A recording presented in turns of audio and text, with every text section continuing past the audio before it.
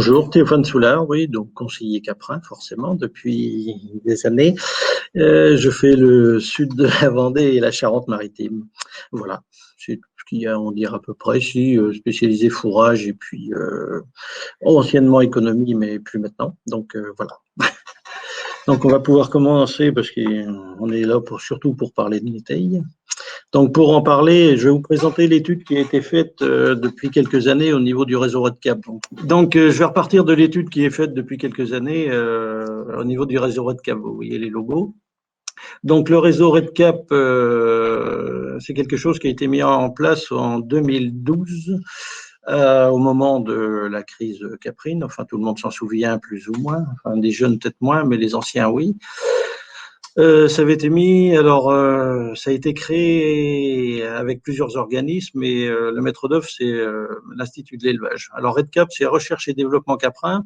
Les premières études qui ont été mises en place c'est par rapport à des prairies multi-espèces. Alors les objectifs de départ c'était enfin une grande part d'autonomie toujours, vous voyez 75% à 100% d'autonomie, une grande part d'herbe dans la ration, moins de 450 grammes de concentré par litre de lait et concentré total, hein, concentré et déshydraté, et des élevages économiquement viables qui pouvaient passer les caps de la crise face à l'augmentation des intrants et à cette période-là, en plus, à la baisse du prix du lait, quoi.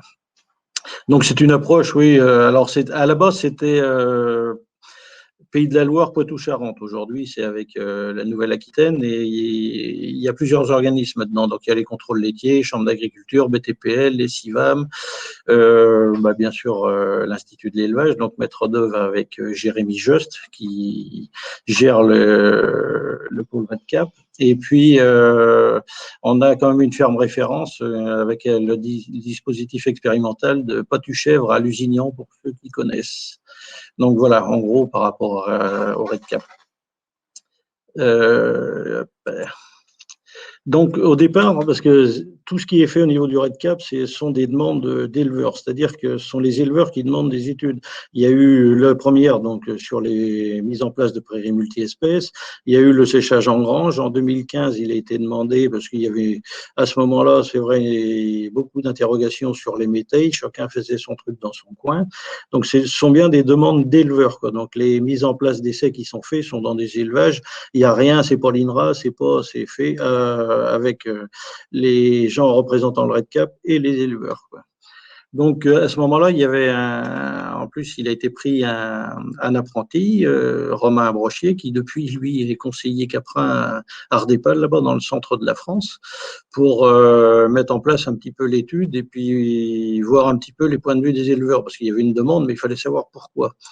Donc, quand il est allé voir les éleveurs, c'est voilà, pourquoi faire? Vous voulez du métail, pourquoi faire? Donc, pour l'autonomie de votre exploitation, pour remplacer une chèvre laitière, d'autres domaines un petit peu, quand il y a de l'avoine, il n'y a pas de chardon. Alors ça, des fois, il y a des images, oui, un petit peu, mais c'est un petit peu vrai aussi, mais ça pose d'autres problèmes. Alors, dans les avantages donnés aussi par les éleveurs, c'était la simplicité de la conduite. On sème, on récolte, pas de traitement, pas d'intrants, donc des économies d'engrais, de pesticides. C'est plus du tout de concentré autoproduit ou beaucoup moins. Une sécurisation par rapport aux aléas climatiques. Alors ça, c'était aussi se dire, je sème plusieurs espèces, il y a des protéagineux, des céréales, et dans l'hiver, selon les conditions, on aura toujours quelque chose, quoi. C'est pas comme si on met une monoculture, pardon, et qui pose problème à un moment donné parce qu'effectivement l'hiver n'est pas favorable, quoi. Là, on récolte toujours quelque chose, quoi. Puis diversité alimentaire, bien sûr. Alors après, il y avait des inconvénients, mais où les gens sont, alors c'était vrai en 2015, où les gens sont quand même pas mal passés par-dessus.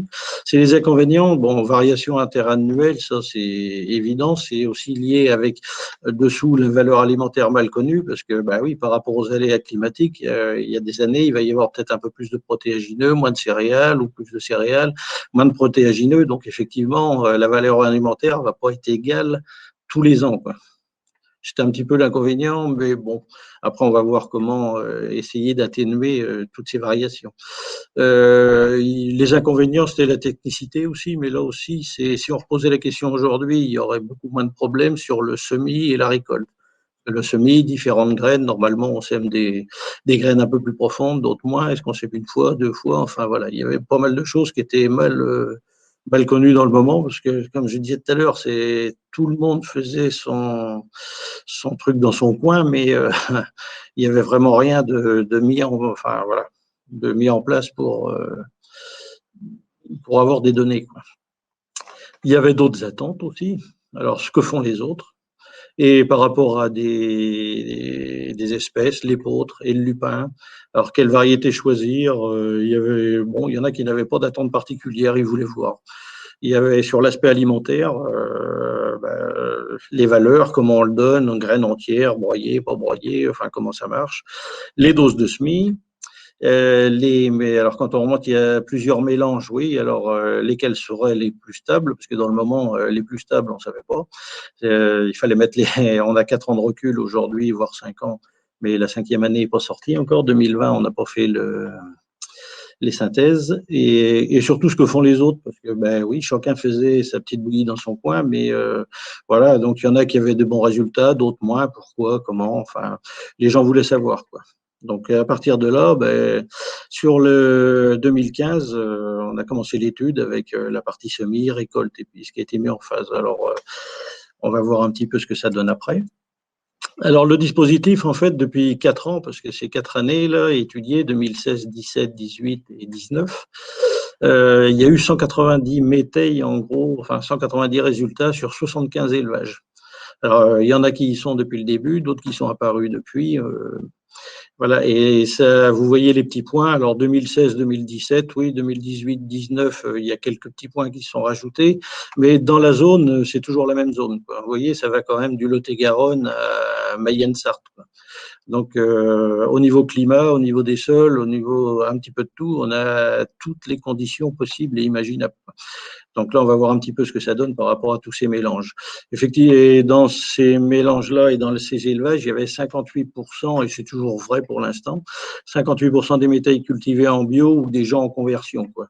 Mais il y a quand même 40%, enfin 42% des élevages sur les 75 éleveurs qui sont en conventionnel. C'est-à-dire que c'est pas donné, enfin, il n'y a pas que les bio qui le font. Il y a aussi des gens conventionnels qui veulent avoir une part d'autonomie alimentaire, on va dire, un peu plus importante, quoi.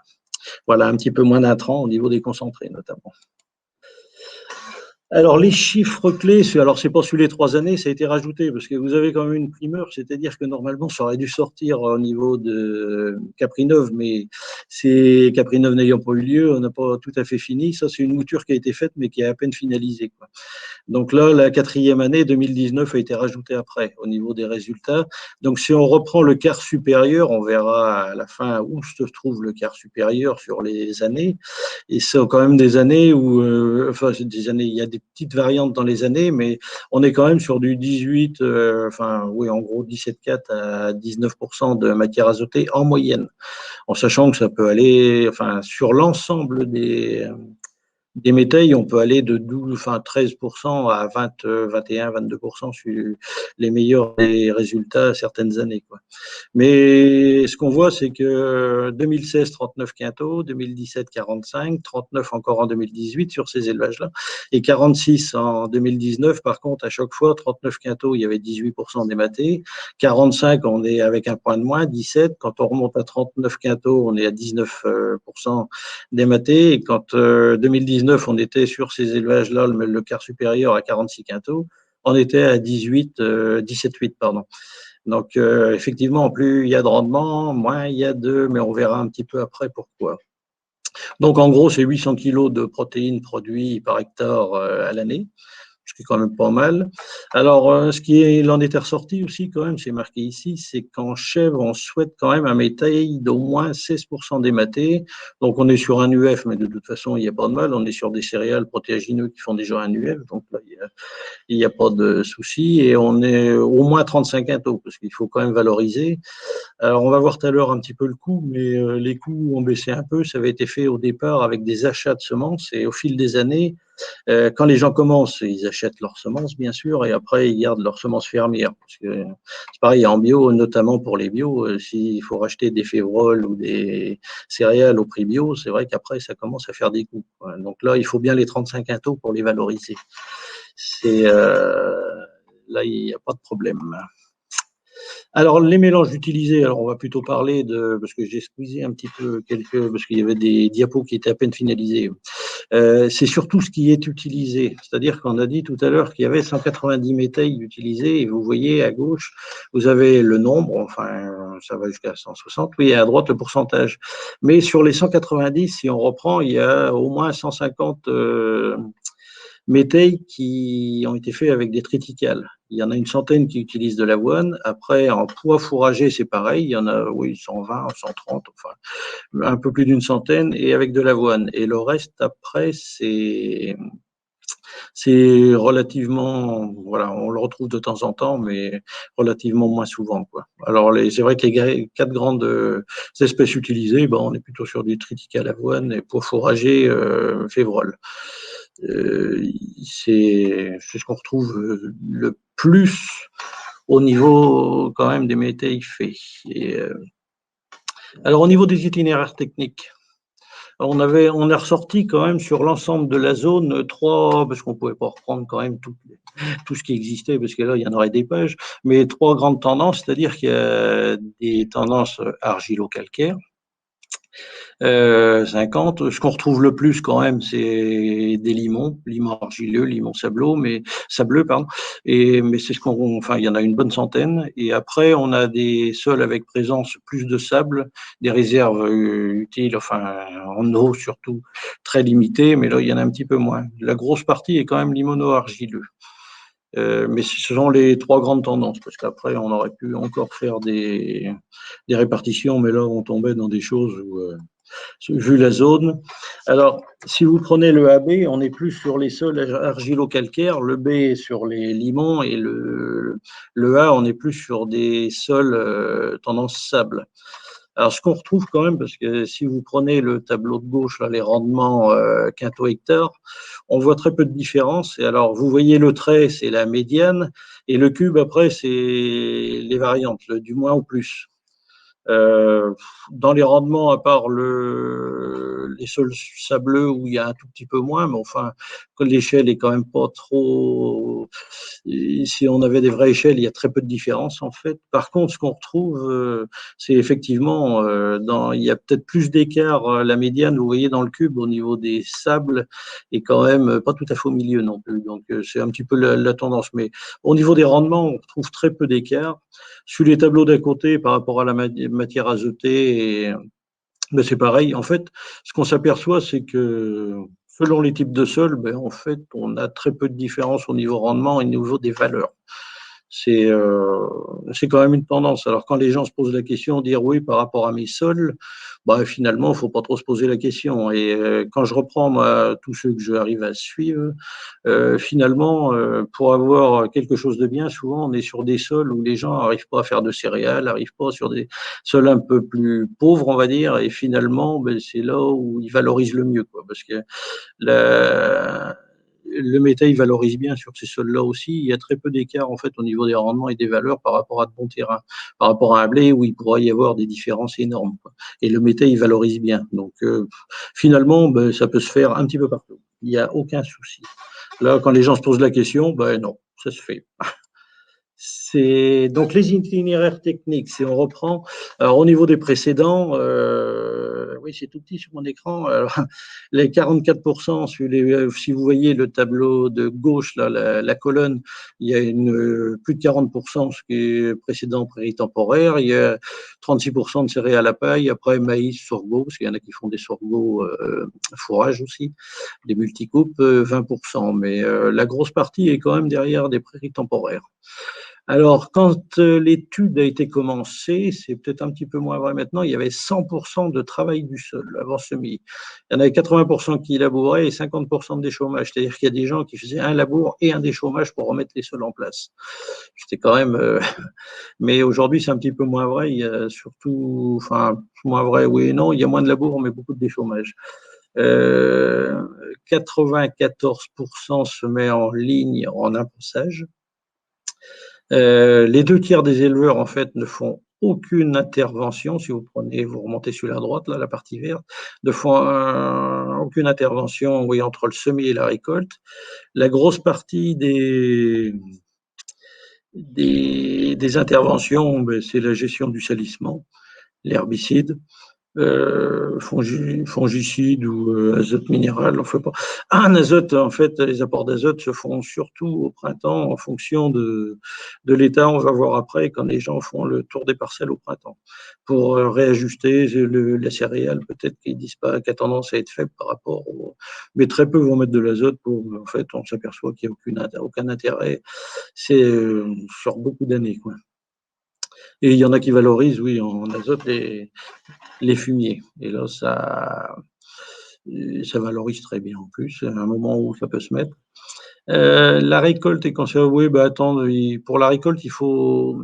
Alors, ce qui est vrai, les gens attendent surtout la maturité des céréales, mais dans 95% des cas, ils attendent la machine. C'est-à-dire que les entrepreneurs en légumes, surtout qu'il y a pas mal de bio, des fois qui peuvent être un peu plus sales, le dernier truc qui va se faire, bah, ce sont les métailles, parce que comme ça, la machine à la sortie se nettoie, il n'y a pas de souci, il n'y a pas besoin de tout renettoyer entre des parcelles et des. Donc, on est plutôt sur des récoltes en fonction de la disponibilité de la machine, quoi. Et c'est vrai tous les ans. Mais au départ, l'attente des gens, c'était surtout la maturité complète de la céréale. Donc après, quand vous donc ça se récolte, oui, de 14 juillet août, avec des températures des fois un petit peu chaudes. Donc quand vous le mettez en cellule, il faut surtout le ventiler très vite pour abaisser la température du grain à 14-15 degrés. Enfin, voilà, parce que vous rentrez un grain qui est à 30 et quelques degrés au niveau température, ça peut chauffer vite, quoi. Donc là, il y a intérêt à le refroidir très vite pour pouvoir le stocker, enfin le garder dans des conditions correctes. Après, il y en a qui le stockent en cellule, en big bag, en boudin par inertage. Ça va très bien. C'est broyé, mis en boudin. Donc après, c'est surtout la reprise. À ce niveau-là, quand c'est mis en boudin, c'est comment je le reprends, quoi. Enfin, pour le grain aussi, mais surtout en boudin. C'est comment je tape dans mon silo, quoi.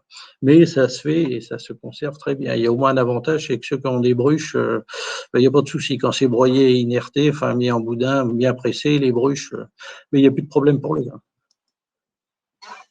Alors le coût, donc on est parti. Alors le coût, on l'a fait par rapport à la méthode PRL, c'est-à-dire qu'il y a une grande CUMA en Loire-Atlantique qui sort tous les ans des coûts de production et on n'avait pas les coûts de production chez chacun, donc on est parti sur des moyennes avec les coûts PRL. Et c'est là où je disais aujourd'hui, c'est peut-être un petit peu, enfin, sur les 2 dernières années notamment, c'est un petit peu moins vrai au niveau des semences parce que de plus en plus les gens utilisent leurs semences. Et au départ, c'était fait par rapport à des achats. Donc là, le coût de la semence, c'était 167 € hectare en moyenne, en sachant quand même qu'il y avait 58% de bio, donc avec des prix bio, itinéraire technique, donc les labours, enfin tout ce qui peut se faire pour la production de la culture, 110 €. Et après, au niveau de la récolte, la machine est 103 € de moyenne à l'hectare. Donc on a un coût du métail récolté aux alentours de 380 € hectare. Hors stockage, hein, on est quand même sur du hors stockage. Et le coût du métail, 130 € tonne. Alors, ce que vous voyez dessous, c'est 7,4%. Alors, ce n'est pas un pourcentage, c'est 7,40 € le point de matière azotée. Si vous prenez une chèvre laitière aujourd'hui, 18%, je vais prendre une 18% en moyenne à 300 €. Enfin, après, il y a tous les prix là aussi. Mais on est quand même sur du 17 € le point de matière azotée sur ces produits-là. Là, on est effectivement à 7,40 €. C'est aussi ce qui peut, alors surtout en bio après, où ils vont acheter des chèvres laitières ou des produits à des coûts un peu plus importants. Là, je suis resté sur des prix conventionnels. Donc, vous voyez l'écart qu'il peut y avoir et pourquoi les gens peuvent se lancer des fois dans des productions un petit peu différentes. Alors le suivi du métail, parce que c'est pareil, on dit on sème, on récolte. Ce que dit le petit monsieur, oui, mais il n'empêche que de temps en temps, il faut quand même faire un tour pour observer ces cultures. Alors, en sortie d'hiver, entre autres. Trop riche en protéagineux, on a vu des années chez certains où effectivement c'est le poids qui ressortait, et la févrole était provenue, ou févrole ou autre, hein, ce que les gens avaient mis dedans, et beaucoup de poids qui était en train d'écraser tout le reste. Alors, c'était en train de verser. Finalement, il y en a qui ont pu le récupérer en fourrage. Ça arrive rarement, mais ça peut arriver. Et c'est là où l'azote, on parlait de l'azote tout à l'heure, en conventionnel notamment. Si la céréale est un petit peu en dessous, on peut faire un petit coup de boost en disant, voilà, on va mettre un petit coup d'azote, on va faire repartir la céréale par rapport au protéagineux, et effectivement, on voit le résultat, quoi. La céréale repart et ça se rééquilibre. Donc, il faut quand même pas oublier, je sème, je récolte, oui, mais il faut pas aller oublier d'aller voir, c'est comme les animaux, hein. Et je donne à manger, je ferme pas le portail sans aller les voir après dans la journée. La culture, c'est exactement pareil, quoi. Il faut de temps en temps aller voir. Ah, oh là, partie un peu trop. Eh ben, celle-ci ne veut pas rester. Euh, Quelle contribution? Alors, on a fait un petit peu une estimation par rapport à la moyenne, parce que là aussi, ce sont des moyennes par rapport aux 75 élevages. La ration de la chèvre, ben, dans les élevages suivis, donc le métail couvre en gros 13% des besoins en matière sèche, et ça couvre surtout 21% des besoins en protéines. Donc, il y a quand même un cinquième des besoins en protéines qui est couvert. Donc, ce qui peut être relativement intéressant, notamment en bio, où l'azote est quand même très cher. Donc là, c'est quand même un produit qui peut paraître intéressant. Alors, les valeurs alimentaires. Alors, les valeurs alimentaires, dans notre suivi, on fait des comptages. C'est très agréable de passer de fin août à septembre à faire des comptages sur pas mal de petits échantillons. On prend 200 grammes et puis on sépare tout, en sachant qu'il y en a qui ont pas mal d'impuretés, donc on peut y passer du temps. Et après, on fait la valeur par rapport aux normes INRA. On a tel pourcentage dans le mélange de protégés, enfin de févrole, de poids, de critical, de ce qu'il y a dedans, quoi. Et après, enfin là, ce sera la dernière année. Il y avait des aides par rapport au LABCO. On faisait une analyse, mais matière azotée. Et c'est la dernière année où ça aura lieu. Alors, ce qu'on s'est aperçu quand même, et c'est vrai tous les ans, ça, c'est les données 2016, j'ai pas repris les autres, mais de toute façon, c'est exactement les mêmes. C'est-à-dire que si on parle en moyenne d'une valeur calculée autour de 15%, finalement, quand on fait une analyse biochimie au labo, on gagne 2,5. C'est-à-dire qu'on s'aperçoit quand même aujourd'hui que ben, la céréale profite un peu de l'azote du protéagineux. Alors, 2,5, c'est une moyenne, hein, parce que quand je fais le point, moi, sur les analyses que j'avais sur le secteur, ben, en fonction du taux de céréales par rapport au taux de protéagineux, on pouvait aller de 1,3 à 3 et quelques, quoi. C'est aussi le rapport qu'il va y avoir entre le protéagineux et la céréale. Mais en moyenne, quand on fait des comptages comme ça, sachez qu'il faut rajouter quand même voilà, pas loin de 2,5 en matière azotée sur le calcul tabinera qu'on a, quoi. Ça a été, et ça, c'est vrai tout le temps. Ça, depuis 5-4 ans, ça a toujours été vrai, quoi. Donc, on parlait aussi d'avoir un aliment en moyenne à 16% tout à l'heure sur une diapo. C'est pareil, en moyenne, il faudrait, hein, pour avoir 16%, j'ai pas les petites flèches là, on n'a pas les moyens d'avoir la petite main qui se promène. Mais si vous regardez bien à gauche, vous avez le pourcentage, à droite, pardon, vous avez le pourcentage de matière azotée, vous prenez entre 15 et 20. Et si vous revenez sur la gauche, là, en face des élevages 18, 19, 20, là, dans ces zones-là, on est autour de 16% de matière azotée. Ça veut dire que pour avoir ça aujourd'hui, si vous voulez atteindre au moins cet objectif, il faut que vous ayez à la récolte 38% de protéagineux. C'est-à-dire que vous voyez à droite, après, moins il y a de protéagineux, ce qui est logique d'ailleurs, par rapport aux céréales, ben, moins vous avez de matière azotée, moins vous aurez de matière azotée, les petits points rouges, ça baisse. À l'inverse, ben, plus vous aurez de protéagineux, ben, plus vous aurez de matière azotée. Donc il faut bien se mettre en tête qu'aujourd'hui, si vous voulez aujourd'hui un produit 16, 17, 18% de matière azotée, c'est de toute façon, c'est pas moins de à la récolte. Alors c'est facile à dire, effectivement, mais après, il faut pouvoir l'avoir selon l'hiver qu'on va avoir. Ben, forcément, on n'aura jamais le même produit. Mais on va voir tout à l'heure comment pouvoir atteindre ça à peu près régulièrement. Mais il faut arriver à la récolte à avoir au moins 38% de graines de protéagineux dans votre mélange, quoi. En dessous, ben, vous serez en dessous de l'objectif. C'est donc là, ce sont les résultats 2018 en gros, mais tous les ans c'est la même chose. J'ai repris ça au départ juste pour une chose, c'est que vous voyez, faut pas regarder le tout, on le verra tout à l'heure par rapport aux 4 ans, mais si vous prenez en haut à droite le petit dans votre tableau, vous prenez le nord-ouest qu'on appelle le nord-ouest là parce que vous avez 30 quintaux sur le bas, vous voyez la partie quintale, donc on a séparé 30 quintaux, 16% de matière azotée, vous voyez votre tableau en haut à droite, donc il y a 18,5 et avec 36 quintaux. Ce qu'il faut s'occuper, c'est comment c'est réparti. Donc il y a une petite faute en plus dedans parce que là on est à 307 graines en gros semées au mètre carré, dont 24, c'est pas 24, on est à 30 de protéagineux, c'est-à-dire qu'on est à 10% de graines de protéagineux de semées. Donc, si vous descendez en bas à droite, on est à 37 quintaux, ce qui est bien, mais à 13% de matière azotée. Là, il y a 321 graines au mètre carré de semée, mais 5% de graines. À gauche, c'est pareil. Alors, si, il y a le nombre d'espèces présentes. En bas à droite, il y a 3,7 et à gauche, vous avez 5,3 espèces présentes en moyenne sur les élevages qui composent.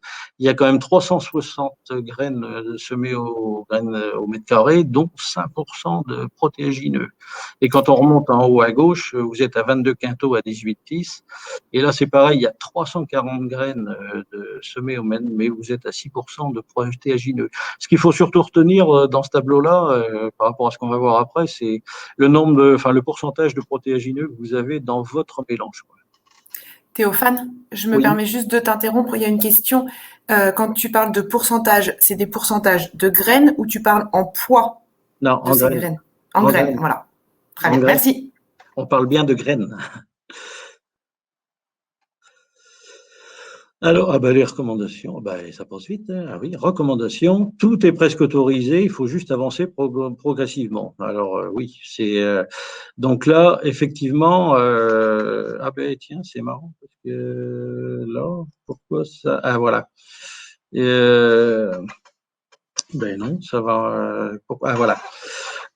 Là, finalement, c'est ce que je voulais reprendre un petit peu, parce que là, on est bien en graines. Si on reprend le nord-ouest, qu'on appelle le nord-ouest, nous aussi, où vous voyez sur la moyenne là, des 42 quintaux depuis à 18% de MAT, depuis 4 ans, il y a forcément 30 graines sur les 300 graines, parce qu'on est aux alentours de 300 graines semées quand même, on est forcément autour de 10% de 30 graines de protéagineux semées. On est en gros à 10-15 graines de pois et une 20-25 graines de févrole, quoi.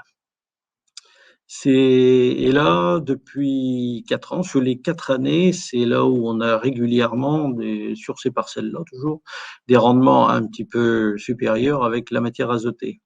Si vous prenez de l'autre côté les 25 quintaux à 18,9, il y a absence ou peu de févrole, alors on est plutôt avec des lupins, mais les lupins, le problème, c'est que ça pourrait être très intéressant parce qu'il y a quand même pas mal de matière azotée, il n'y a surtout pas d'amidon, mais le souci, c'est que c'est très aléatoire, quoi. Le lupin, il faut vraiment des sols qui correspondent, et encore, même quand ça correspond, il y a des résultats bien une année sur. Et après, on est plus avec des présences de pois ou vesses. Et là, on est sur du 25 quintaux, effectivement, à 18,9 quand même de MAT, mais on est plutôt sur du 25 quintaux, quoi. Et après, dans le bas, ce qui fait un petit peu la différence, d'un côté et de l'autre, il y a 45 quintaux à 13,4, mais effectivement, si vous voyez bien tout à l'heure, il y avait quand même 3,7 espèces en présence. Donc, on a beaucoup de céréales quand même pour avoir 13,4 dans les résultats, mais après, il y a deux espèces de protéagineux. Quand on est sur du 26 quintaux à 13,3, il y avait 5,4 ou 7 de variétés. C'est-à-dire, plus vous allez mettre de produits, en fait, plus vous allez vous compliquer la vie. Et ça a été vrai sur les 4 années. C'est-à-dire que moins vous allez avoir de résultats, quoi. Donc, à un moment donné, il faut faire des choses un peu simples quand même. Voilà, c'est ce qu'il faut retenir quand même de tout ça, c'est que il faut quand même 10% de protéagineux, dont de la févrole. Alors c'est vrai qu'on peut dire la févrole, mais si vous avez bien la carte en tête de tout à l'heure, on va quand même du Lot-et-Garonne à Mayenne-Sarthe et tout au long de la région, ben, c'est exactement la même chose. C'est-à-dire que les mélanges qu'on retrouve dans les meilleurs, ben, c'est toujours les mêmes, quoi. Donc, à un moment donné, ah ben, bon sang, comment ça se fait qu'il veut toujours aller plus vite que moi? Donc, les recommandations, en fait, oui, la févrole 10 à 15 graines, c'est pas vrai. Le 1, ça a été modifié. On est plutôt sur du 20 graines et puis plutôt 10 graines, enfin, à quelques graines près.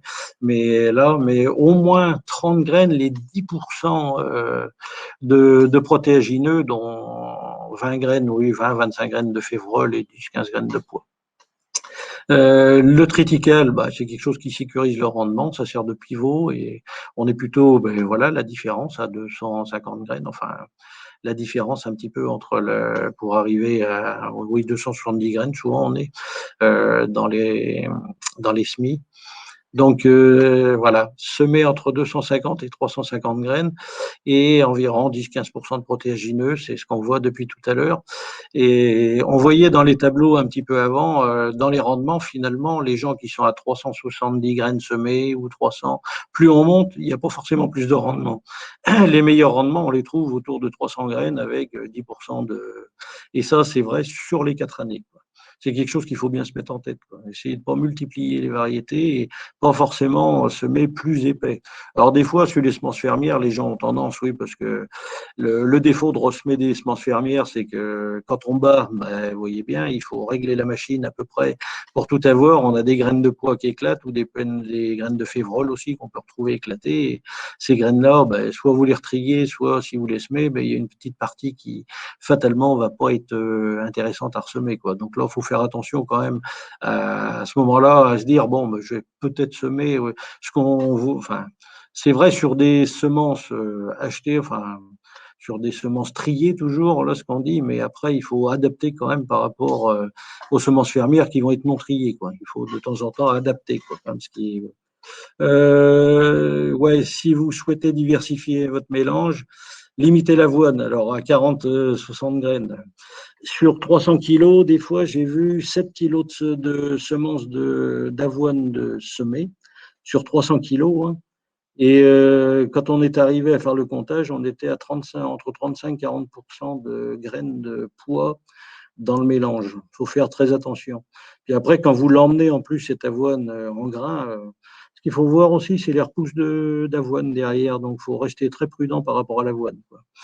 La veste, c'est pareil, c'est très intéressant quand vous faites du fourrage.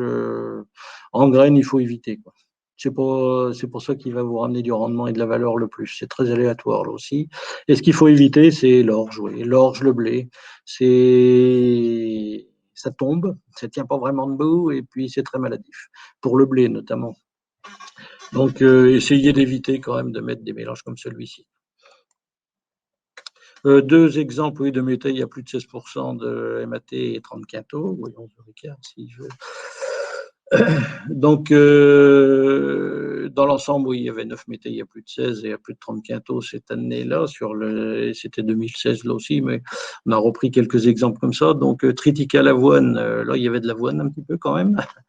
Et pois févrole, donc il y avait 220 graines au mètre carré, et cette année-là, dans cet élevage-là, il n'y avait que 205 kilos de semés au 1er novembre et en deux passages. C'est-à-dire que la févrole avait été semée à la volée avec un labour derrière, donc enterré à 7-8 cm et semé en ligne pour le reste, à 3-4 cm. Il y avait eu 50 unités d'azote et vous voyez les résultats au niveau du rendement et de la matière azotée. 20,9 quand même, avec un rendement plus qu'honorable. Donc, et là, on n'était que sur du 205 kilos de semé, hein, à ce moment-là. Mais pour sécuriser quand même, parce que ça va être vrai une année, là, avec si peu, et cette année, l'année correspondante, donc, avait été pas trop mauvaise. Après, on en avait un autre où il y avait eu quand même 411 graines au mètre carré de semé. C'est là 275 kilos semé-hectare, labour puis semé en ligne, le tout, il y a eu quand même 19% d'ématé et 35 quintaux de récolté. Mais on était sur du 275 kg, alors que de l'autre côté, à 205 kg, mais les conditions n'étaient pas les mêmes aussi.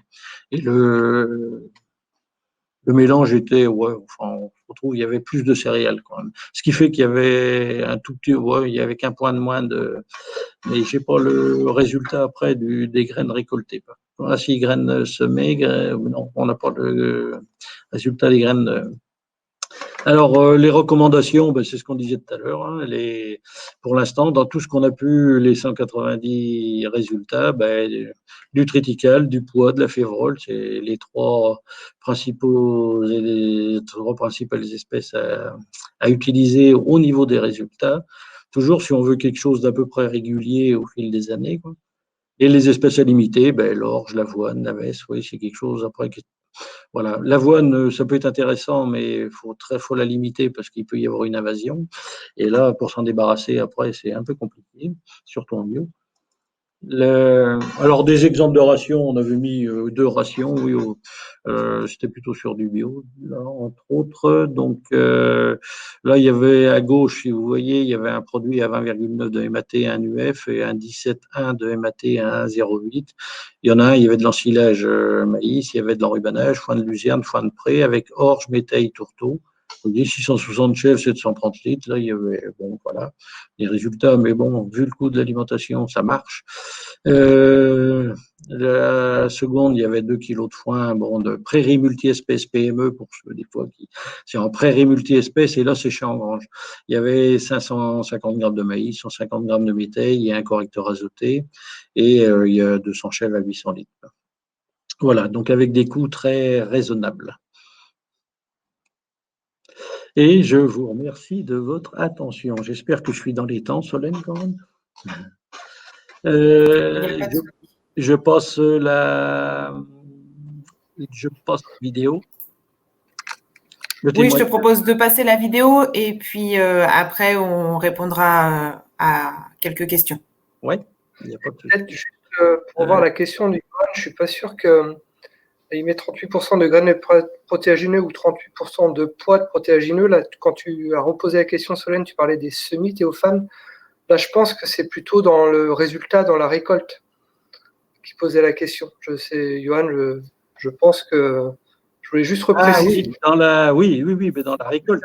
Les 38%, c'est dans la récolte. Hein. Dans la récolte, voilà. Oui, ça. Merci Antoine, pardon. Je suis allé trop vite. Après, c'est le nombre de graines. Là, des 300 graines, c'était bien au nombre de graines. Par contre, les 38%, c'est pour le 16%, les 38%, c'est bien des protéagineux. C'est ça, ok. À la récolte. Solène, tu préfères qu'on fasse toutes les questions après? On ne fait pas thème par thème, non? Ah si, on va faire thème par thème, mais Théophane proposait de passer le témoignage de Yannick Caillot. Ah d'accord, ok. Donc là, je peux le lancer? Vas-y. Yannick Caillot, installé à Saint-Augustin-des-Bois depuis 2007. Commencé première livraison 2008. Au début 200 chèvres, aujourd'hui 300 chèvres. Une livraison aujourd'hui 250 000. Donc ration sèche, foin de graminées, un peu de Remu Plus qui est rajouté dans les rations, achat extérieur naturellement. Donc un peu de métail qui a été implanté. Petite surface au début parce qu'il manquait de surface de terre. Donc aujourd'hui implantation un peu plus grande, une dizaine d'hectares. Pour éviter les achats extérieurs. Alors donc un petit peu de maïs en maïs humide, boudin. Yannick, depuis combien de temps tu utilises le métail sur ton support? Depuis 3 ans. Et tu le distribues sur tout ton cheptel ou tu le pulvérises à l'eau particulier? Plus les chèvres laitières, les chevrettes pour l'instant n'en ont pas. Donc j'en distribue 110 grammes par jour, non broyés. Aujourd'hui, pour l'instant ça se passe très bien comme ça.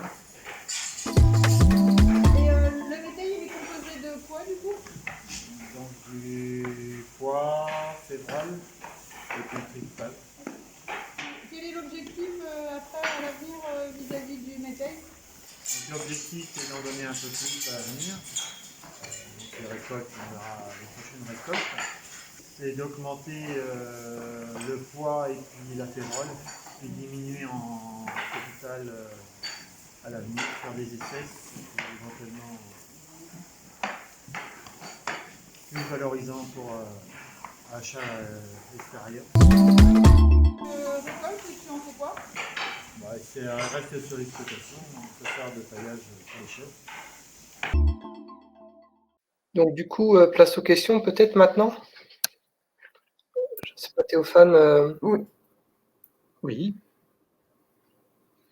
Alors je vois qu'il n'y a pas énormément de questions qui arrivent. Moi, j'en ai quand même quelques-unes. Alors le témoignage de Yannick était très intéressant. J'avais une question sur la distribution. Yannick met les céréales entiers. Est-ce que vous préconisez des choses sur le fait de broyer, aplatir ou donner entier? Est-ce qu'il y a eu des études de fait dessus? Parce qu'on sait quand même que c'est un aliment acidogène et donc voilà, c'est intéressant de voir comment le distribuer. La grande majorité le distribue en grain entier. C'est au moins un des avantages des chèvres. Alors, ce que je dis, c'est vrai et à peine vrai en ce moment. Enfin, il y a la majorité qui le met en grain entier, mais on a des problèmes en ce moment avec la févrole. C'est-à-dire qu'il y a eu des années où le grain était plus petit et beaucoup plus dur. Donc, les gens avaient tendance à concasser un petit peu, pas broyer, mais concasser un peu pour le faire manger. Et ça, c'est quelque chose depuis 2 ans qu'on s'aperçoit, quoi. C'était pas vrai avant, mais parce que jusque-là, il n'y avait aucune différence entre le distribué entier ou le distribué broyé. Par contre, quelqu'un qui veut le distribuer en entier, il faut qu'il adapte ses chevrettes en grain entier. C'est-à-dire qu'il y en a beaucoup qui démarraient les chevrettes en broyant ou en concassant et qui avaient des difficultés après à le faire manger aux chèvres en entier. C'est-à-dire qu'il faut éduquer ces chevrettes comme elles vont être conduites après, quoi. À partir de ce moment-là, il n'y a pas trop de problèmes. Sauf qu'effectivement, depuis 2 ans, on s'aperçoit dans certains cas où la févrole est plus petite, beaucoup plus dure, sèche, où il faut quand même de temps en temps la concasser pour la faire ingérer. Mais sinon, non, dans les études, il n'y avait aucune différence entre le entier et le broyé. Ceux qui le broyaient au départ, c'était parce qu'il n'y avait pas de cellules, ils ne voulaient pas trop, donc ils le broyaient, mis en silo boudin. C'était plutôt une histoire de. Pour investir dans des cellules, les gens il n'y avait pas trop de solutions, se dire, bon, ben voilà. L'avantage de le broyer aujourd'hui, c'est qu'on commence à avoir des problèmes sur les bruches. Et quand il est broyé, les bruches ne font plus de dégâts. Parce qu'il y a quand même un défaut aujourd'hui, c'est que pour les gens qui commencent à avoir des problèmes de bruches, c'est-à-dire qu'au départ, on fait la valeur, là, on fait notre tri, on a la valeur biochimique. Mais le problème, c'est que dans l'année, ça évolue parce que plus les bruches vont manger, plus il va y avoir de trous dans les graines, moins la valeur va être vraie. Donc, il peut arriver qu'en fin de saison, la valeur du métail ne soit vraiment pas ce qu'elle était au départ. Il faut faire attention, quoi. Ok. Et est-ce que, alors moi je suis un utilisateur de mélange Charlier depuis le début, donc c'est peut-être un peu des questions orientées, mais est-ce que le toastage, est-ce que vous avez des exploitations qui font du toastage avec des analyses derrière des mélanges et l'intérêt ou pas d'utiliser ces techniques? Alors, le toastage en métail, non, parce que de toute façon, le toastage, c'est sur une graine. C'est-à-dire que tu ne peux pas, surtout si tu as des petites graines dedans, parce que là, tu vas mettre le feu au toaster. Parce que le toastage, en fait, tu vas monter une graine à 100 degrés en cœur de graine. Sauf que quand tu as des mélanges de graines, toutes les graines ne font pas le même poids, le même volume, enfin le même de densité, le même volume, ouais, et tu peux pas. En fait, si tu veux toaster, tu es obligé et tu ne toastes que des protéagineux ou soja ou les céréales, c'est pas utile, mais tu ne peux pas toaster un mélange en aucun cas, quoi. Ah oui, parce que moi je l'ai fait cette année. Normalement, ça se fait pas. Ah ouais? Non, mais c'est bien au moins de le dire. Parce que normalement, c'est quelque chose qui ne se fait pas. Mais alors, qu'est-ce que ça a donné, ouais. Après, moi, j'ai pas les analyses derrière. Je sais que mes chèvres elles répondent en lait. Après, j'ai jamais fait autant de lait que cette année. Est-ce que c'est ça ou est-ce que c'est pas ça? C'est très difficile à voir quand on n'a pas d'analyse. C'est pour ça que je posais la question. Après, les métails, il y a plus de 60% de protéagineux. C'est ce que je veux dire. Qu'est-ce que tu avais dedans? 60% de protéagineux. Févrole. Févrole. Parce qu'en fait, Le toastage, l'intérêt du toastage, ça va être en févrole, en soja, c'est-à-dire que tu vas brûler les fans, les facteurs antinutritionnels, tu sais. Sinon, parce que tu as beaucoup d'azote soluble, tu as beaucoup d'azote qui est perdu. Il faut que tu brûles ces fans pour que la partie qui est digérée au niveau intestinal puisse être utilisée au niveau intestinal, sinon ça passe pas. Donc effectivement, tu rééquilibres ta digestion des protéagineux à ce moment-là. Mais l'intérêt du toastage, il est que sur le protéagineux, il n'est pas après sur le reste. Bah, c'est bien pour ça qu'on l'a fait toaster, mais c'est trop compliqué de trier. Voilà, on a tout mis dans la machine. Et il faut faire attention, par contre, si tu continues à le faire, à ne pas avoir de petites graines dedans, parce qu'il y en a des fois qui se sont retrouvés avec des petites graines de lin, enfin des trucs un peu sauvages, et finalement ça passe dans les grilles, ça tombe dans le brûleur, et puis ça met le feu au toaster, c'est un peu embêtant, quoi. Ouais, d'accord. Faut vraiment avoir des graines qui soient bien triées. Alors là, je vois qu'il y a des questions qui arrivent. Patrick, le méthane inerté est une solution en stockage et à distribution. Et quelle valeur? C'est exactement la même. La même. Ouais. Tu as ta valeur méthane, tu l'inertes, tu broies, tu pulses, tu gardes ta valeur. Okay. Non, ça ne change pas. Dans les analyses qui ont été faites, c'est pas quelque chose qui change, quoi. D'accord. Alors Clément, lui, c'est quid des mélanges fourragés, des métaux fourragés et des retours au niveau des enrubanages notamment. Ça va très bien, mais après, c'est pareil, les métaux fourragés. Alors là, répondre à ça, s'il y en aura encore pour une journée, c'est qu'est-ce que j'attends de mon métal fourragé, quoi. Qu'est-ce que je veux récolter? Qu'est-ce que je veux dedans? Les bétails fourragés, c'est pareil, il va y en avoir quasiment autant qu'il va y avoir d'élevage. Aujourd'hui, quelqu'un qui veut vraiment de la matière azotée, là, il ne faut pas repartir sur les métails grains, justement. Il faut éviter un petit peu certains. La févrole, c'est pas ce qu'il y a de mieux à mettre dedans. Aujourd'hui, on n'est plus sur une céréale. Alors, le seigle va très bien. Le triticale, bon, il y a une tige qui est un peu plus creuse, mais comme c'est fait de bonheur, le seigle, l'avantage, c'est qu'il rentre dans les SIE. C'est la seule céréale qu'on peut intégrer dans une SIE. Et après, on n'est plus sur des céréales avec vesse, pois un petit peu, mais c'est aléatoire. On est plutôt sur des trèfles, quoi. Trèfles annuels, quoi, en couvert d'hiver, quoi. Mais il y a autant de. Mais tout dépend ce qu'on en attend. Là, du coup, quand quelqu'un pose la question, c'est qu'est-ce que je veux en faire, enfin, qu'est-ce que je veux récolter, quoi, en valeur. Mais il y a. Alors non, parce que quid, c'était pas vraiment quid, c'est-à-dire que quand ça a été mis en place, l'aspect métail, c'était sur le métail grain, quoi. Donc on a vraiment fait une étude sur le métail grain. Maintenant, on commence à avoir des données aussi sur des métails fourrages, parce qu'il y a plein d'éleveurs qui en font. Et là, c'est pareil. Après, on peut, mais il n'y a pas d'études réelles dessus. Mais les métails fourrages sont très intéressants, surtout en dérobé d'hiver. Enfin, moi, sur une région comme la mienne où l'été, on peut rien faire. Vaut mieux faire des dérobés d'hiver et là, on peut faire des choses très, très, très intéressantes. Ouais. Et du coup, alors Clément, il est dans le nord de la région Synovia, nord Mayenne. Il met jusqu'à quand peut-on semer des métails? Des métails grains? Bon, je pense les deux, hein, mais oui, surtout les métails grains peut-être, parce que du coup, les métails fourrages, je pense qu'il faut les semer de bonne heure pour avoir.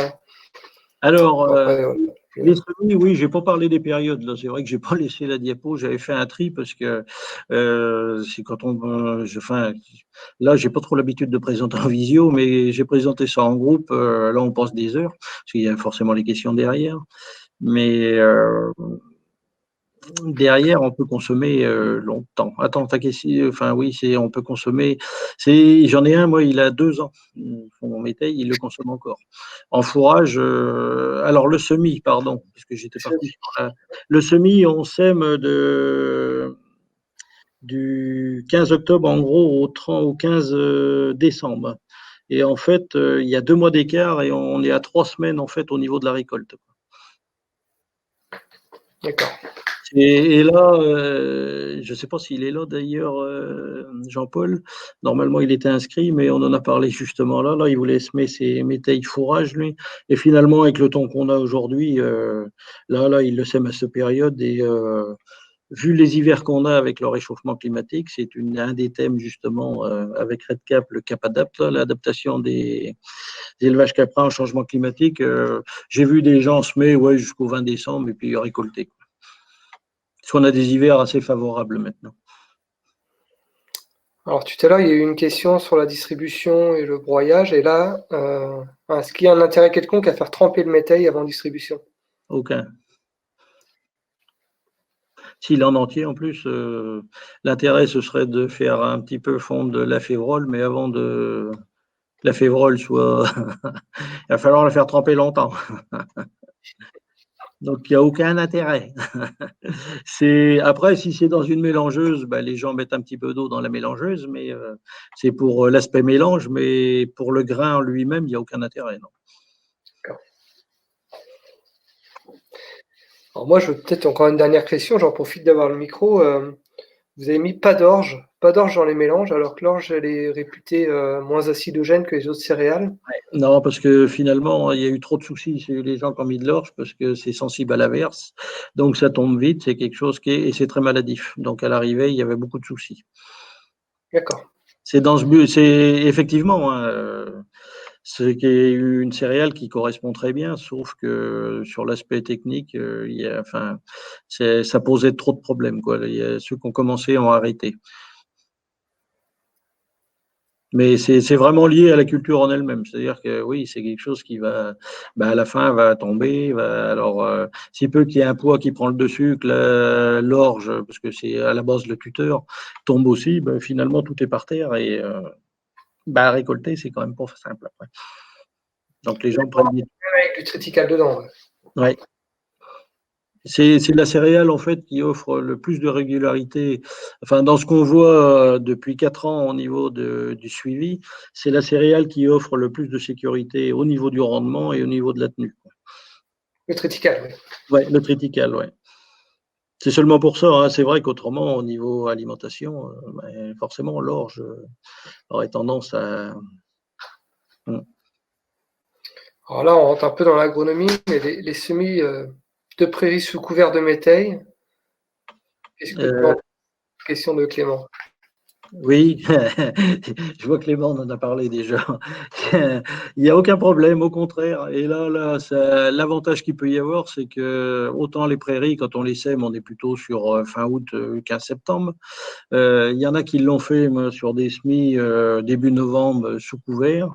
Et au contraire, elle passe l'hiver au chaud, quoi. La prairie repart très bien derrière, quoi.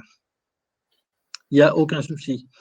Alors après, ce qu'il faut se dire, parce qu'après c'est dans les doses de semis aussi, les gens disent ouais, mais à quelle dose on sème? Finalement, dans les dernières études qui ont été faites dans les suivis, c'est exactement les mêmes doses. Les gens sèment le métail à dose normale et la prairie à dose normale, et c'est là où il y a les meilleurs résultats. Et il n'y a aucun souci, ça permet au contraire de semer la prairie un peu plus tard, quoi. Pour ceux des fois qui ont des soucis avant, quoi. D'accord, et donc du coup, Johan, il demande en un ou deux passages, quoi. On sème la céréale deux. Ou deux passages. Voilà. Deux, parce que le métail, si vous le semez en un seul passage, vous allez être autour de 4 cm, 3-4 cm. La prairie, elle est, surtout s'il y a des trèfles dedans, on est plutôt à moins de 1, quoi, si on veut récolter quelque chose. Donc, il faut semer le métail avant et la prairie derrière. Ok, donc la question, Johan, tu l'as sur ta deuxième question pour la profondeur. Stéphane, tu l'as devancé.